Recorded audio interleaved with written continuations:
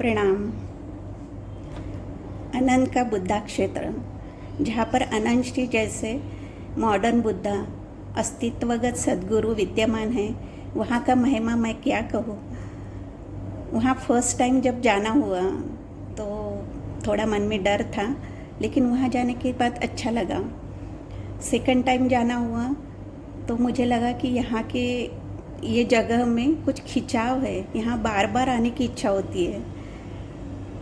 फिर आगे और अनंत में जाना हुआ तो फिर मुझे अंदर ही अंदर फील होने लगा कि यहाँ पर आने के बाद मायके जैसा फील होता है। मैंने वैसे अनंत श्री से कहा भी था, क्यूरियस माइंड था, कुछ ढूंढ रही थी, कुछ समझने की इच्छा थी और अपने ही सोच से समझ रही थी। आगे और जाना हुआ तो मुझ में कुछ अच्छे बदलाव दिखने लगे।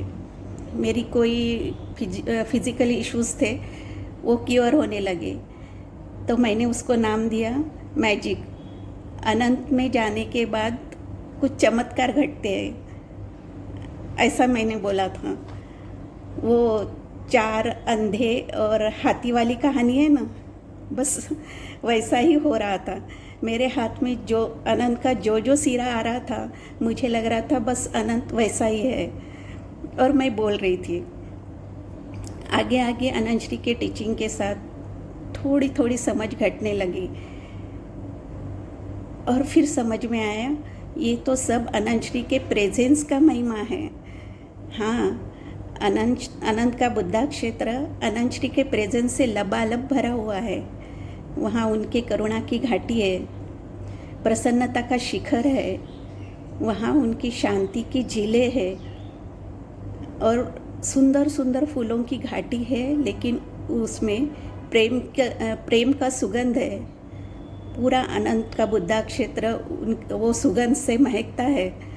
वहाँ अनहद की वर्षा होती है, अहोभाव का अहर्निश नृत्य होता है और न जाने क्या क्या रहस्य वहाँ पर छिपे हुए हैं। अनंत श्री हमेशा कहते हैं, मानो नहीं जानो। आपको भी यदि ये जानना है, समझना है, अनुभव करना है, इसका आस्वाद लेना है, इसका आनंद लूटना है, तो अनंत तो आना ही होगा। धन्यवाद।